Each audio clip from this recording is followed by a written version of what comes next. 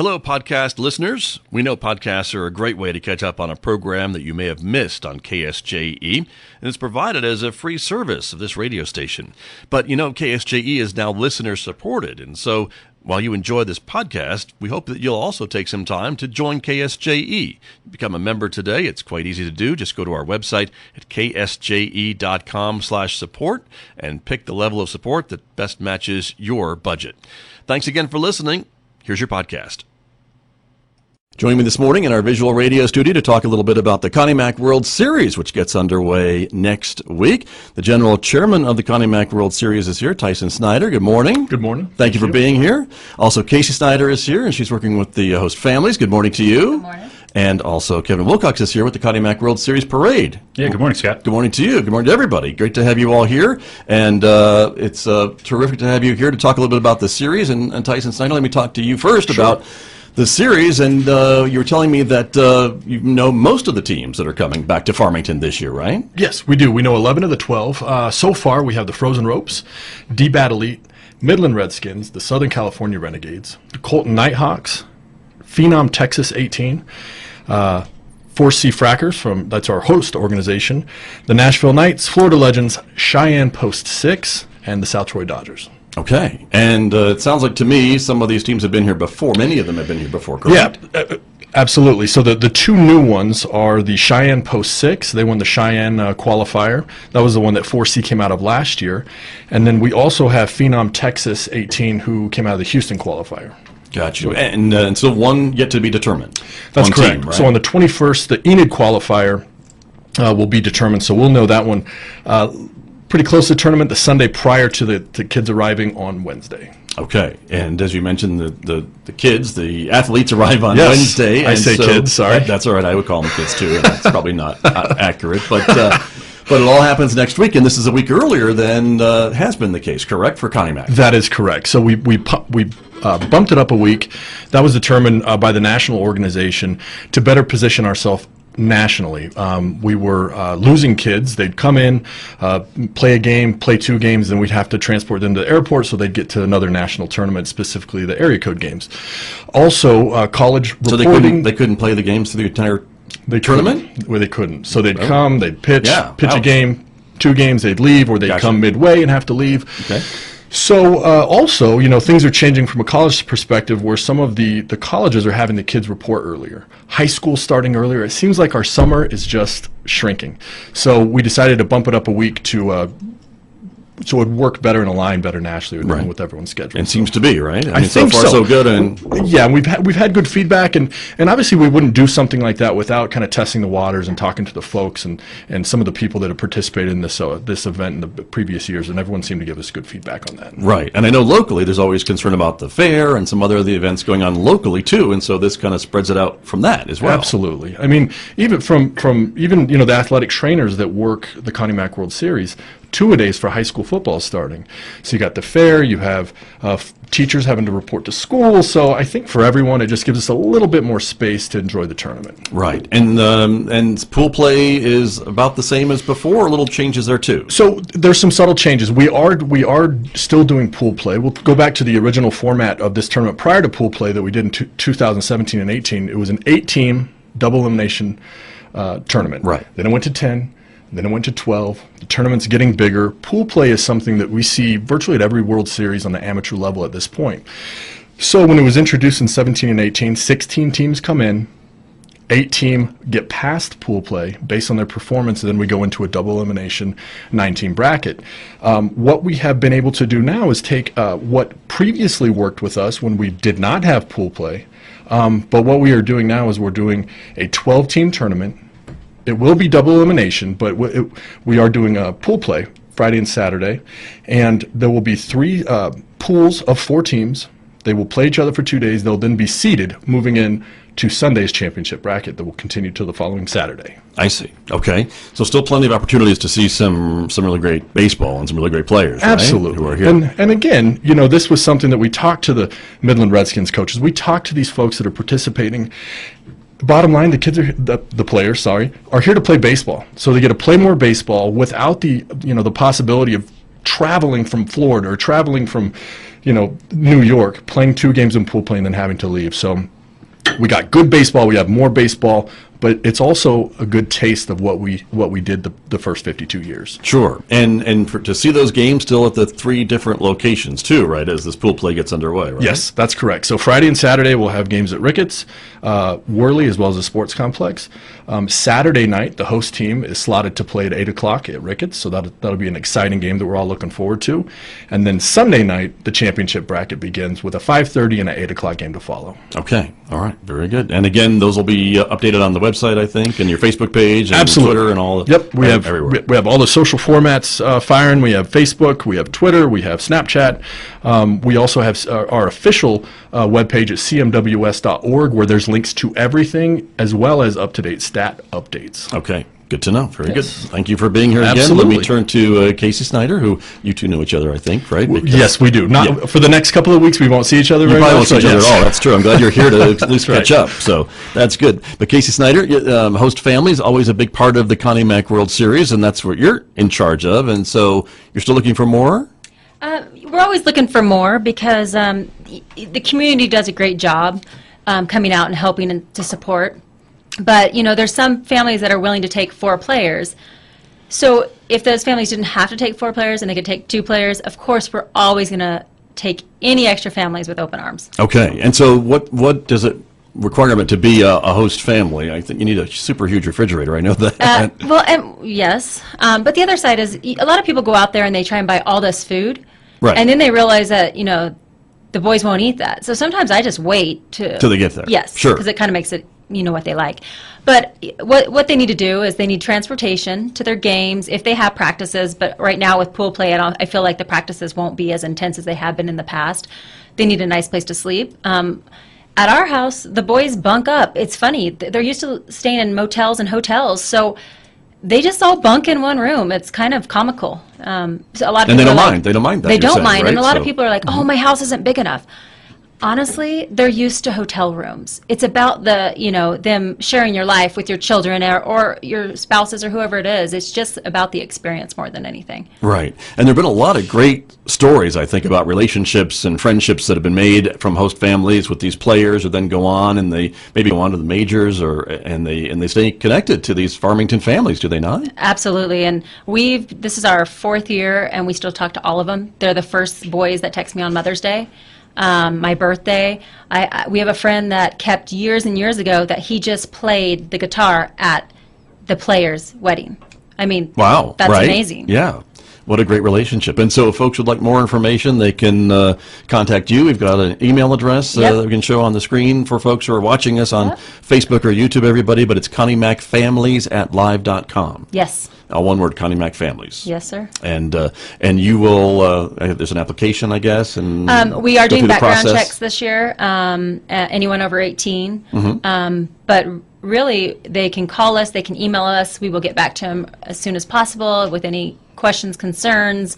But it's really about helping the community, the experience that you're going to keep forever. Okay. And it's so worth it. I mean, my kids get so excited each year for it. Right, and we're talking Wednesday morning, and the players arrive 1 week from today, next Wednesday, right? So Yes. that's the commitment that you need to make for these young men, Yes.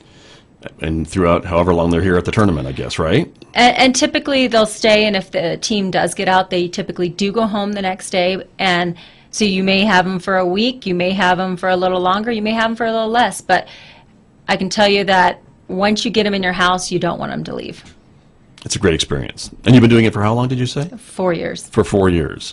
And how many players do you usually have? Oh, we're going for the big 4. 4 this year. So that's why you'd like maybe a couple more host families to step up. 4 boys and 3 children of our own, and my husband that I'm not going to see. So if Okay. I can do it, anyone can do it. There you go. I think that's true. So good advice. And Tyson, as being another part of a host family, I mean, what's it been to you to have these players in the house and joining your family for a week or so? It's been a great experience. It really has been. All year the kids are asking, "Dad, when are the ball players coming? When are the ball players coming? Which teams are we hosting this year?" And I think, not only the relationship that they share with these ball players, but also it gets them involved in the Connie Mack World Series.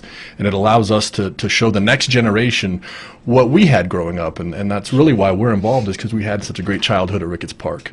Right, exactly. Well, it's a great tradition, I think, and it's what makes the Connie Mack World Series kind of stand out from the other tournaments, does it not? Is the community involvement with these host family programs and other volunteer programs like it really is. I think that is the thing that continues to separate us from tournaments around the world, really. As I've had the opportunity to talk to some of these players that are now, have families of their own, they come back and watch the tournament and bring their kids from, all over the country. Some of the things that they remember the most are some of the things that a lot of people wouldn't expect, right? The foster family experience, the parade.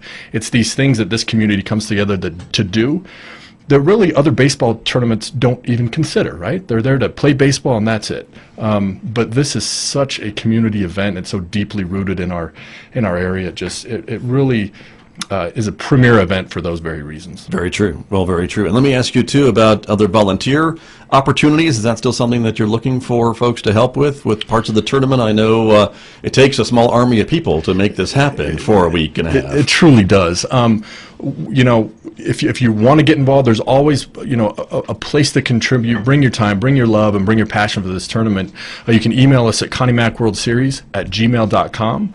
And it's thanks for bringing that up, because every member of this committee is a volunteer. It's comprised 100% of volunteer energy, and it really is a year-round job. Right. I'm sure it is. That's true. Labor of love, but right. But these last few weeks, it becomes a super full-time job, I'm sure. Right? That's true. For all of you. You just kind of get a sense that it's coming. It's coming sooner than later. But then you just kind of go, okay, it's game time. It's time to rally the troops and let's make this thing happen. There you go. Very true. Well, and last but certainly not least, we have to talk to Kevin Wilcox about the Connie Mack World Series Parade, which is another great part of this event that I think when these ball players get to town and they find out they have a parade in their honor, if they've never been here before, I think that's got to just add to the hoopla and excitement of being able to be at the World Series. And Kevin, again, the parade is shaping up to be a pretty great event this year, is it not? As always, Scott. And first off, I want to thank you and Jenny Lee Ryan. You guys are always our announcers on the judges' stand. So thank you for that. You guys ad-lib and just have fun with the community that morning, and so we certainly appreciate that. But yeah, you're right. I mean, from Auburn to Wall Avenue, which is the actual parade route, the active route, the entire town, it seems like, is out there, thousands of people to greet these players, and so they don't get that experience anywhere else in the country. They go to the tournaments, there's pool play, there's bracket play, there's hotels, but that's why they come to Farmington, is for a town to come out and greet them at the parade, and then for the care of the foster family. So it really is a unique experience that they'll remember for the rest of their lives. Very true. And they get their float, and they find out that they've got these volunteer groups that have built them a float, and they get up on the float, and they are really front and center and the focus of attention in this parade. Absolutely. So that's kudos to Lisa Aiken. She goes out there and gets trucking companies to bring flatbread. Oh, gosh, is it lunchtime? Breakfast time, lunchtime, sure, yeah. Flatbed trailers and then the decorating organizations put the hay bales up there or the chairs and really deck out these trailers as much as they can. They start working weeks in advance and do a really good job making those floats truly look like parade floats. Right, and it's one of the longest, I think, parades in town when you put everything together and the other entries that you get too, because you don't just have to be part of a team to be in the parade, do you not? Totally true. We had close to 80 last year, 80 entries including the teams, and so I think total running time is 45 to 55 minutes, and so it's worth it to bring your kids down and watch the parade. And we are unique in that we run eastbound. We start on Auburn Avenue and Main Street, and we run eastbound. Everybody else that does their parade, they go westbound, and so they start by There's one in every crowd. One in every crowd. That's right. That's okay. Right. But there's a reason for that. And there is, and that's so that we can utilize the American Home Furniture parking lot for the Team Float trucks. We just don't have the space over by KFC in that parking lot where everybody else stages. We actually shut down Main Street starting at 8 o'clock, so that's good information for the public to know is starting at 8 o'clock, Main Street is shut down from Airport Drive all the way to Butler Avenue. And we stage directly on Main Street, and then those trucks start coming up from the American Home Furniture parking lot. and then we just we get after it. There you go. That's true. And there's still room for more parade entries if folks are watching or listening and interested in getting into the parade. It's a week from Thursday, correct? Absolutely, yeah. It's the 25th, Thursday the 25th. It starts at 10 o'clock, and you can just do a simple Google search, the Connie Mack World Series, and it's the second link there in your Google filter. It's the website that Tyson mentioned, CMWS.org. Okay. And about halfway down the screen, there's a bunch of tabs that are called CMWS Information, and then we have our own unique parade tab. And then there is a parade application button, and so everything is electronic this year, which is a change from last year where people were handwriting in their entry forms, and this year everything is a fillable online entry form. And as an announcer, I have to say some people's penmanship is just terrible. So having them type it in is perfect for this year. And it's just for you, Scott. 100% just for you. Right. So. But if folks would like to get more information, they can also email you, and you can get them the application, right, to get into the parade as well? CMWSparade@gmail.com. All right. We're showing that on the screen right now, everyone, if you would like to. And then again, entries can be anything, bands and walking groups. And we have a little bit of everything. We have 5 different judging categories, and we've had everything from the Shriners come out in their little cars and squirt the crowd with the water guns. And the judges too. I mean, that's great. I love that part. I love getting wet at the parade. Yes, because it's warm, so that's good. I've really tried to encourage them to not spray your judges stand there, but but that's okay. Yeah, everything from the Kelly Greens and the Panteras to little FABC baseball teams, the little guys that won the city championship. They come out and have their own floats, and so it's really a little bit of everything. We'll take anything and everything. Okay, but there's still time to get in if folks want to get into the parade. Yeah, there is. The deadline is actually Thursday, the this 18th. Week. So you still have a little bit of time, so don't procrastinate. If you're hearing this, go ahead and get your entry in. There you go. That's very true. And the parade will be a week from Thursday at 10 o'clock. 10 o'clock. In downtown Farmington. And again, as you mentioned, it goes from west to east. So it starts at about Auburn Avenue and goes all the way down through downtown past Orchard Avenue and officially to Wall, and the judges and announcer stand is at Orchard Park. Right. Very good. Well, it's another great event, right thing that makes the Connie Mack World Series so special. A lot of folks look forward to it every year. And again, Tyson Snyder, General Chairman, as that job. This is again one of those great things about the event, having the parade. Correct? Absolutely. I think it's a key and vital component of what historically has made this tournament so great. Just the deep history. We modernize the tournament, but we really focus on those traditions that made it great for so many years. And let me ask you just a bit about that. We just have a couple of minutes remaining this morning about kind of the balancing act of modernizing parts of the tournament and keeping these traditions alive, but also dealing with the electronic age and people that are having to fly in and fly out and all those different things that I know are on your radar every year. How do you balance that? It's always changing, right? Baseball is constantly changing at a national level. So with the introduction of pool play, that was one of the things we had to change. We're doing a new ticketing format and process this year where we had to move away from the workflow, the paper workflow ticketing process, and we're offering online payments and digital tickets. But as much as we change, we know that what makes this tournament special is what has been untouched for 52 years, and it's just a great tournament with wonderful tradition. Social media is another thing that we've had to introduce into the mix of this tournament. The Jumbotron, we try and make that park as sharp and as advanced as we possibly can, but it is a balance. It's a fine line of modernizing but honoring tradition. And when you get some of these teams that are coming for the very first time to the Connie Mack World Series, and maybe they have never been to a big tournament like this, and so when they get off the bus and they get the police escort into town and the big welcome at the Civic Center and the parade and all the hoopla and all the other special events that go on for these players, I mean, I know you can see it in their faces when they just their eyes are super huge, aren't they? Just soaking it all in? You really can, and I think that's one of the reasons that we're all sitting here and why we do what we do. And you as well is we have those moments where we see those ball players kind of their eyes light up, and you can realize that they're realizing they're experiencing something that may be once in a lifetime. Prior to assuming this role, I was in the press box. So player check-in, they'd come to the Civic Center. We'd be up in the press box, gearing up, getting everything ready to go. And as soon as they come into town, one of the first things they do is go to the park. So they're at Ricketts Park, and they walk in, and they're just like, oh my goodness, this is where I get to play baseball for the next week. And they imagine the stands full, and they've heard the stories, and they're taking pictures. And it really is one of the most rewarding things is seeing those kids experience that. Right. Well, it's a great tradition, and it's coming again in Farmington next week, a week early, as we said. That's correct. And but the parade is next Thursday, and then the opening ceremonies will be... Sure. So we are, after the parade's at 10 on Thursday, and then at 5:30 begins an open seating free event for the community. At 5:30 there is a coaches hitting challenge, which we call the Fungo Challenge. Right. And that's always a good time. The players are on the field cheering on their coaches, giving them a hard time. That is then followed by the Home Run Derby, which is one of the more exciting events.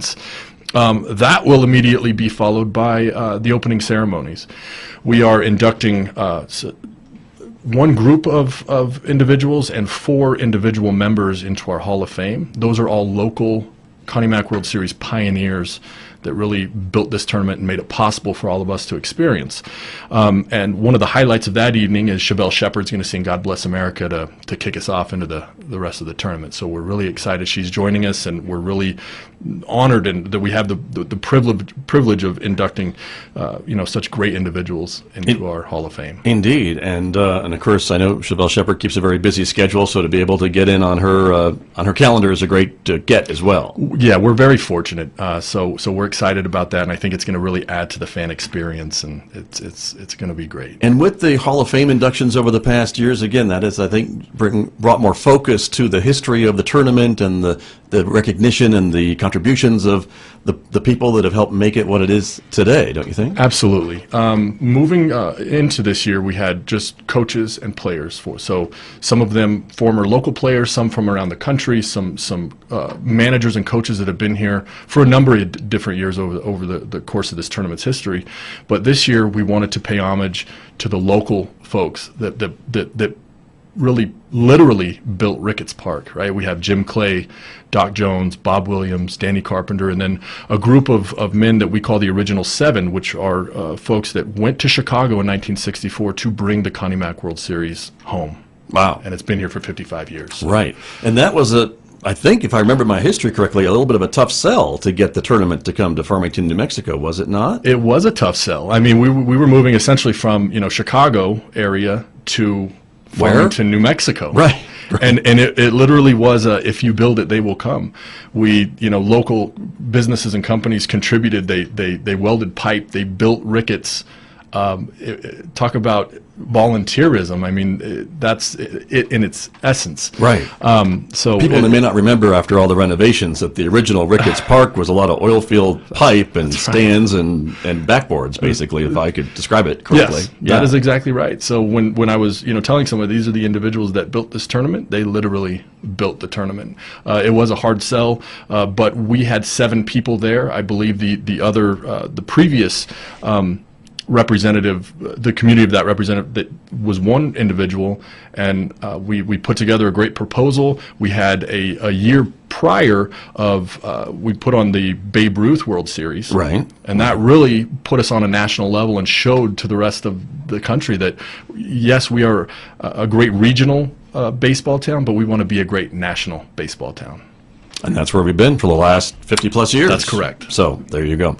Well, it's going to be a great tournament. Looking forward to it, as always. And thank you all for coming in to share a little bit about what you all are doing to make it a great tournament once again this year. Thank you. You're welcome. Thanks, everybody. My guests from the Connie Mack World Series here on KSJE. Back with more in just a moment, everybody. Did you enjoy that podcast? We hope that you did. And if you did, share it with your friends.